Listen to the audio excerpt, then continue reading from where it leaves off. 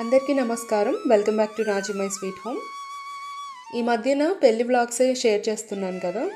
ఈరోజు లక్ష్మీవారం గురువారం ఒక చిన్న షార్ట్ స్వీట్ వ్లాగ్ తోటి లక్ష్మీ అమ్మవారికి పూజ ఎలా చేసుకున్నాను అనేది ఈ వీడియోలో షేర్ చేస్తున్నాను. ఇది మార్గశీర్ష మాసం, మీ అందరికీ తెలుసు. ఈ మాసంలో లక్ష్మీ వారాలు చాలా ప్రత్యేకమైనవి, అమ్మవారికి ప్రీతికరమైనవి అని చెప్తారు కదా.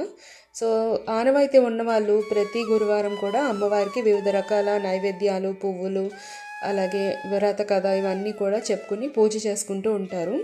కానీ మా ఇంట్లో ఆనవాయితీ లేదు. కానీ లక్ష్మీవారం అందుకే ఇవాళ అమ్మవారికి నా స్టైల్లో కొంచెం సింపుల్గా, అలాగే కొంచెం పీస్ఫుల్గా పూజ చేసుకున్నాను. ఓం ప్రకృత్యే నమః, ఓం వికృత్యే నమః, ఓం విద్యాయే నమః, ఓం సర్వభూతహితప్రదాయే నమః, ఓం శ్రద్ధాయే నమః, ఓం విభూత్యే నమః, ఓం సురభ్యే నమః, ఓం పరమాత్మికాయే నమః,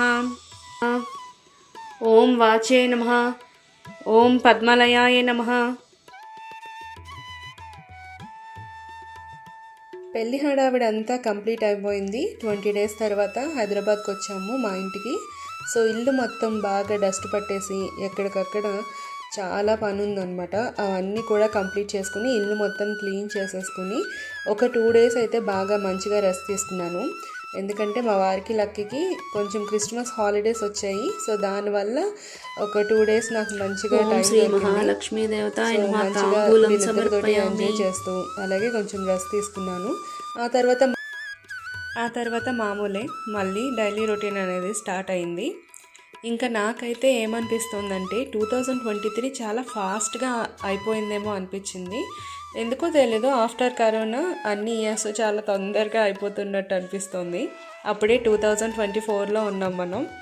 సో మీ అందరికీ ఎలా అనిపిస్తుంది? ఫాస్ట్గా డేస్ అన్నీ కంప్లీట్ అయిపోతున్నట్టు అనిపిస్తుందో లేదో చెప్పండి.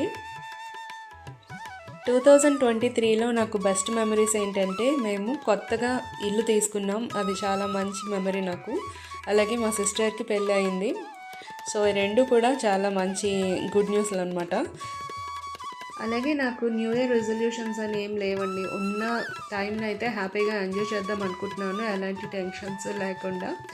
సో మరొక మంచి వ్లాగ్తో మళ్ళీ కలుస్తాను. Bye bye.